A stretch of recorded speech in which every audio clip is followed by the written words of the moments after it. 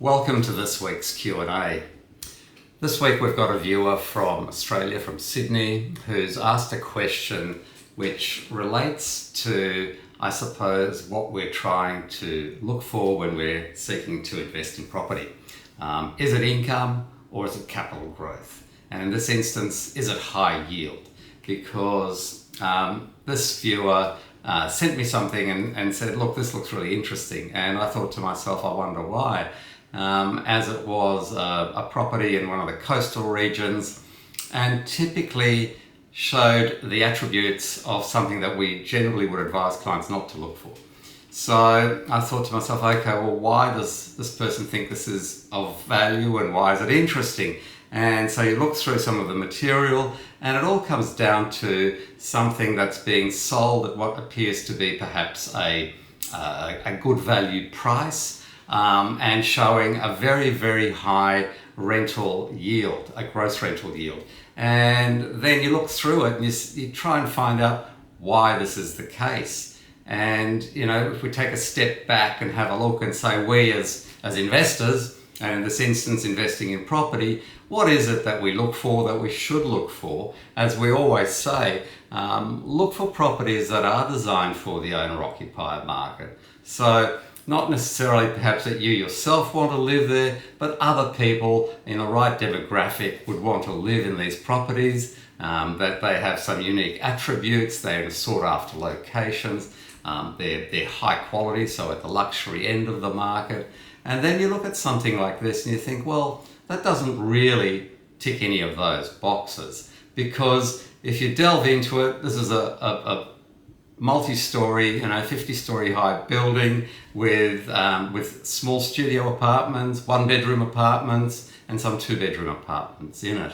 So not really an owner-occupier situation, and it's designed for the holiday rental market. So when you look at this very high yield, as with equities and other investments, you've got to be careful that it's not a value trap. So that this high yield doesn't mask the fact that perhaps the asset quality is not what you're looking for, and in the long term, you're not going to get the capital growth that you really seek. So let's break that down a little bit further and have a look at things in terms of what's most important to you as an investor. And you need to consider certain things. I mean, you need to consider the Australian tax system for one, because it does differentiate between results from capital gains and income derived. There's a 50% capital gains tax discount if you hold income producing assets for over 12 months. So that could be useful if you ever did want to dispose of the asset, a very valuable addition to your overall, if you like, growth and income generation of your asset portfolio. And even if you're an Australian expat, it's still very valuable, as one day you may return to Australia and you can still capitalise on those benefits that exist in our tax system. So not something that needs to be overlooked by anyone. But then, I suppose if you think about it soundly, if you as an owner-occupier were to live in something like this, which is obviously designed just for holiday makers, would you like to be living, on a floor full of partygoers? And transient visitors, which are holiday makers? I don't think you would. I don't think any of us would, realistically, if we can help it.